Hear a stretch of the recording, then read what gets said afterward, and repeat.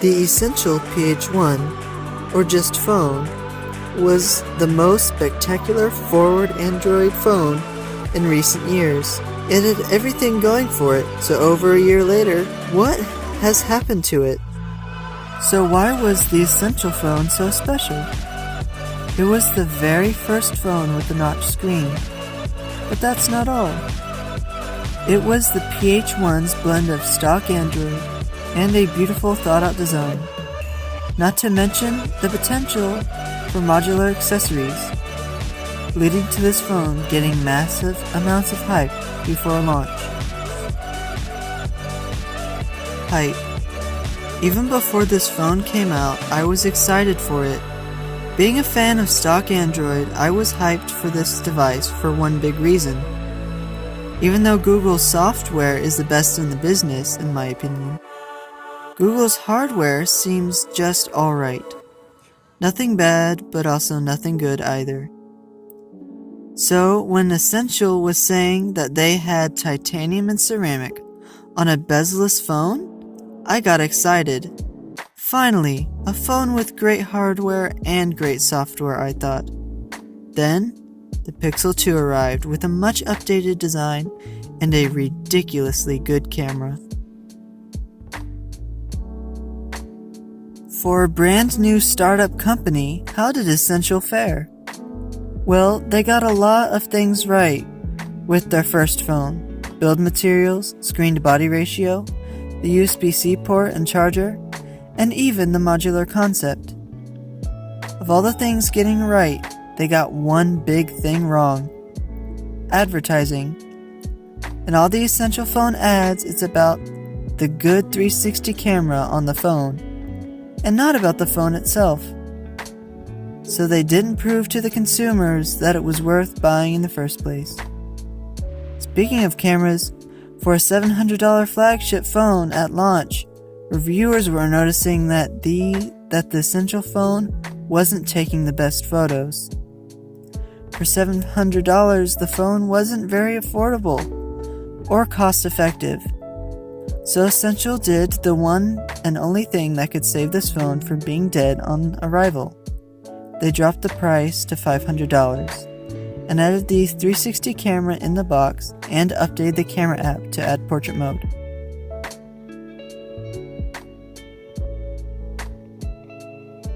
Review. How good is this phone even? Well, running stock Android with 4GB of RAM and the Snapdragon 835, it's incredibly snappy and fluid. Until it isn't. This is the most times a stock Android phone has crashed on me. And the camera app, for being the only Essential made software, it's really laggy and choppy. Between taking photos, changing camera modes, even the double-click power button to quickly summon the camera causes stops and slowdowns. So how about those photos? Well, they're just okay. Much better than cheap Chinese phones, but not nearly as good as other flagship phones. And nowhere near Pixel levels.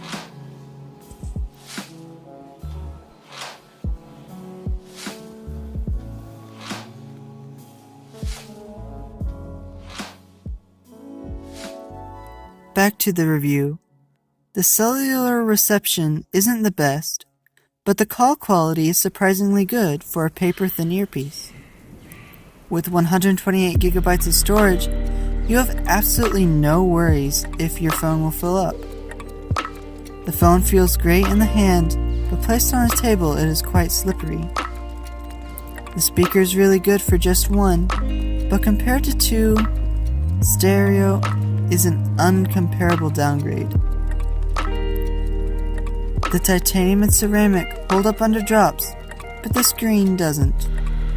So a screen protector is a must, even if you go caseless. One thing I really like about this phone, even though it has a chin, it makes for it by putting a software bezel on the notch, making the bezel symmetrical. During 16:9 content like games, because of its unique 19:10 aspect ratio. Speaking of gaming, the phone is perfect for it. Here are 3 reasons why. Number 1, the 128 gigabytes in memory, so you can download as many as you want. Number 2, the ceramic back keeps your phone cool and your hands warm, especially in the winter. Number 3, for 4 gigabytes of RAM, gameplay is incredibly smooth, with little to no hiccups, even on 3D titles. The fingerprint scanner is fast. With just a tap, it can catch your finger and unlock. But the screen unfortunately takes a second to catch up with the scanner, making it feel slow. The screen, by the way, is a 5.7-inch IPS LCD.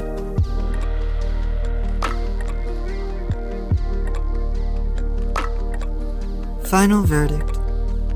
It's nice to have a phone that feels that everything about it was meticulously designed and thought through, being one of the most luxurious phones for the price.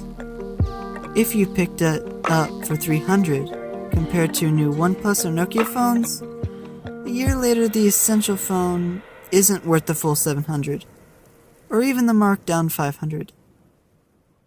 Should you buy the Essential phone? Well, no. I would buy the Essential phone if you want a premium phone, but don't have more than $300. Not only that, but you also have to forgo a good camera. Seeing that the original Pixel is available on eBay for $150 to $300. So, with a Essential PH2 looming on the horizon, should you wait? Yes. Seeing how well built Essential's first phone was, makes me extremely excited for the next one. Because not all first phones get a second. Thanks for watching. If you have any questions, feel free to ask them in the comments. Also, me being a small YouTuber, please subscribe or watch some of my other videos. It helps a lot. I'll be posting 3 videos every month, so stay tuned.